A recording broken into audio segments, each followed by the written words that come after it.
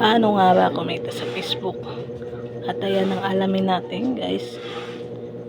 Para lang to sa mga baguhan at gustong kumita dito sa Facebook. Step by step guys. Step 1, punta tayo dito sa Facebook na Blue. Dapat mayroon kayo yan. And kung wala pa kayo mag-download na kanya na Facebook na Blue. And step 2, punta tayo dito sa mismo profile natin. Pindutin natin dito sa gilid para punta tayo sa mismo profile. In step 3, may makikita kayo dyan na tatlong tuldok sa gilid ng profile natin. Siyempre, pipindutin nyo yan. Step 4, may makikita kayo dyan na turn off professional mode o turn on professional mode. Siyempre, i-on nyo yan. At syempre, huwag niyong kalimutan mag-upload ng original videos niyo.